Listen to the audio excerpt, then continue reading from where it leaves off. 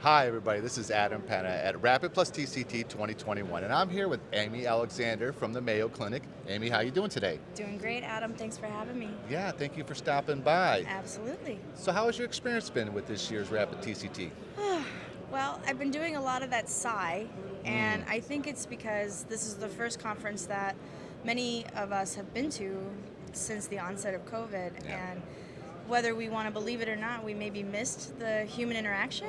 yeah. And there's just so much more collaboration and bouncing of ideas that can happen when you're in person versus on a Zoom call. And so I'm sighing because it's been refreshing Ah, and almost like a restoring experience a little bit.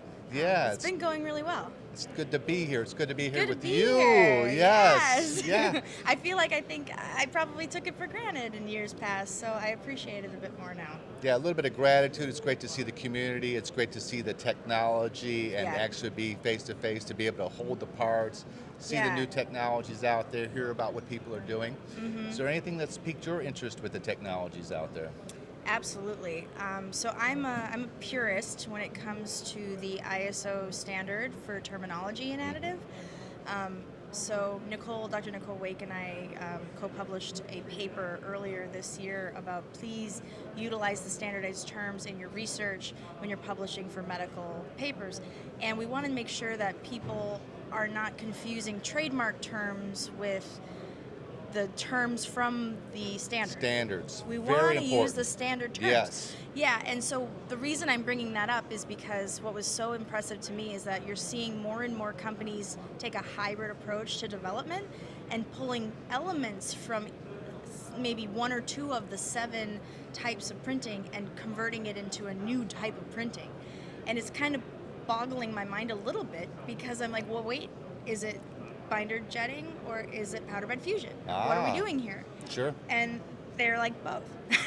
So I'm not exactly sure how to categorize it, but I think it's exciting to see people drawing outside the lines a little bit Right. more Yeah. and thinking more creatively in terms of, what is the final goal, and then backtracking and reverse engineering. How do we get there? Yeah, it's really cool because that whole side of the manufacturing side of it is the hybrid side. There's a lot that happens pre and post Well, printing. right.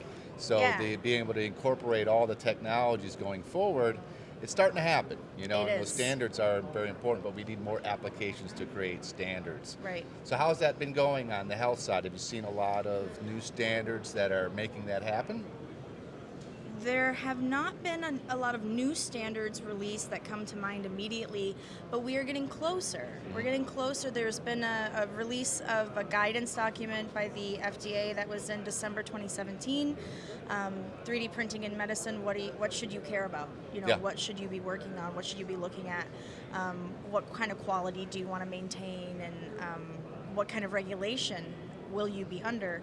And nothing has come out from the FDA per se since 2017 on that, but I know that there's a lot in motion, and we're working toward stronger regulation, or at least more descriptive regulation, so that the folks in this space aren't wandering around blind, Yeah, going, "Am I doing it right?" sure. There absolutely is regulation on the medical device manufacturing side, but the question is, how does that apply to a one-off bespoke part created at the point of care in 6 hours? It's Mm. not a part that's Point of care is manufactured. obviously a big concern now, and it's growing, and there's more things that are happening at point of care. Yeah, So 3D yeah, printing fits into that realm, and I'd yeah. like to see more of that. And obviously, you see that on the front end. Now, Mm-hmm. talking about things here at Rapid TCT, Mm. you also were talking about what's been happening at the main stage. Let's know a little bit about what you were sharing with me earlier. Yeah, I was really impressed with the selection of panelists. I think they were extremely diverse. This is probably the largest number of women that I've seen represented in terms of those higher positions of sitting up on the stage and Yeah, being listened to. And just for the sake of equality, I'm pumped about that. yeah, But not just the fact that they were women, but that they were intelligent, brilliant women right. who had something to say.